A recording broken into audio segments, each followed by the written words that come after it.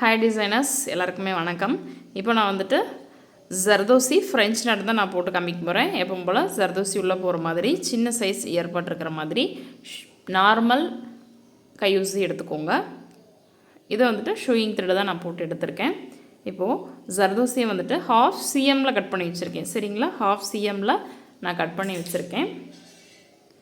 இப்போது நீடிலில் போட்டு இப்படி கீழே வரைக்கும் கொண்டு போயிட்டு இந்த நீடில் இருக்கு இல்லைங்களா, ஒரே ஒரு ரொட்டேட் மட்டும் பண்ணிவிட்டு இப்படி இழுத்தீங்க அப்படின்னா இந்த மாதிரி வரும்.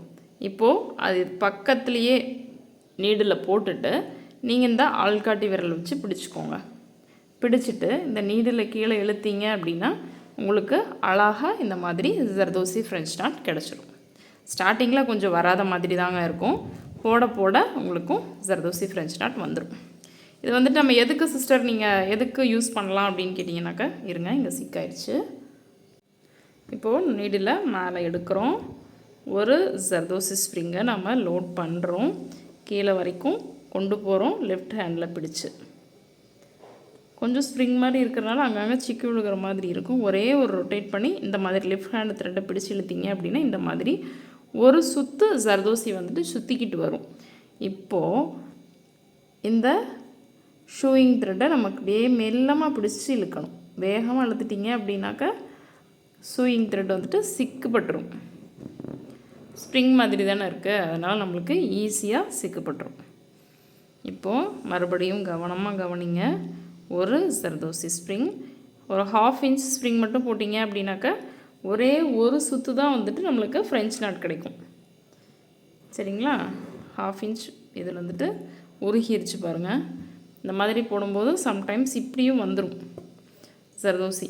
இதை அப்படியே பிரித்து எடுத்துட்றேன் நான். வந்துருச்சு. இப்போ அடுத்த ஜர்தோசி நம்ம லோட் பண்ணிக்கலாம்.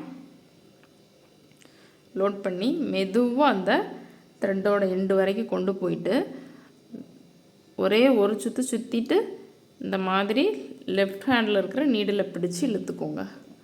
இழுத்துட்டு மெதுவாக விட்டு இந்த மாதிரி இழுத்தீங்க அப்படின்னாக்கா ஃப்ரெஞ்ச் நாட் அழகாக கிடைக்கும். இன்னும் இப்போது ஜர்தோசி வந்துட்டு 3/4 cmல நான் கட் பண்ணி வச்சுருக்கேங்க. உங்களுக்கு ஜூம் பண்ணி காமிக்கிறதுனால பெருசாக தெரியுதா அப்படின்றது எனக்கு தெரியல.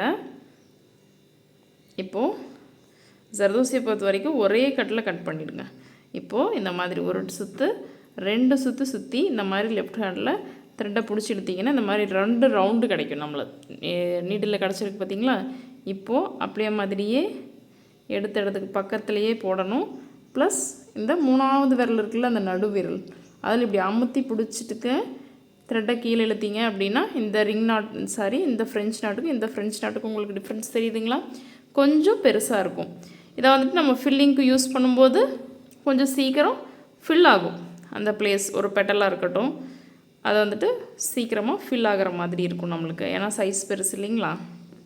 இந்த மாதிரி 2 டைம், அப்படியே ஒரு டைம் போட்டோம், இப்போ 2 டைம் சுற்றுறோம், அவ்வளோதான்.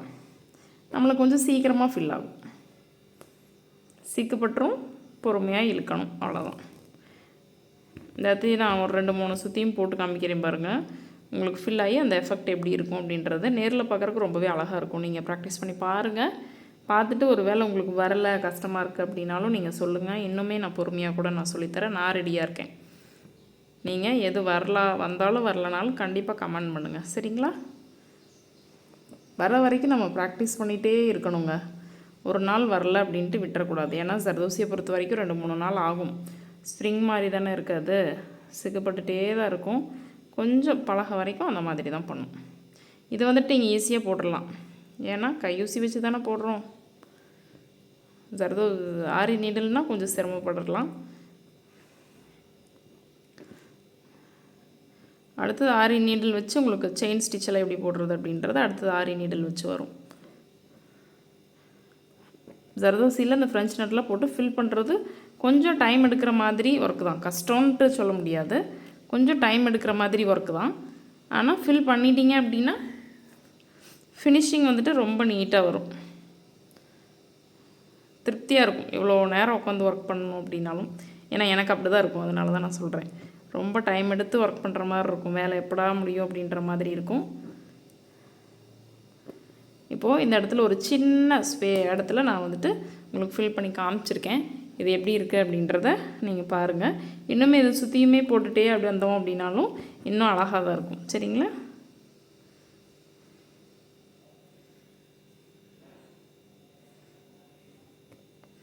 இந்த மாதிரி போட்டு இந்த மாதிரி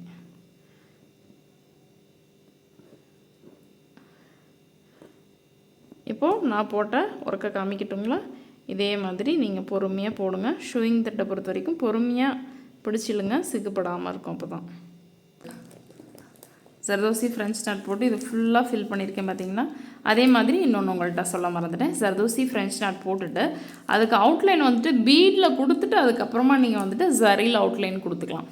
பீட் அவுட்லைன் ரொம்ப முக்கியம். சரிங்களா? பீடில் கொடுத்தீங்க அப்படின்னா தான் அந்த ஷேப் தெரியும்.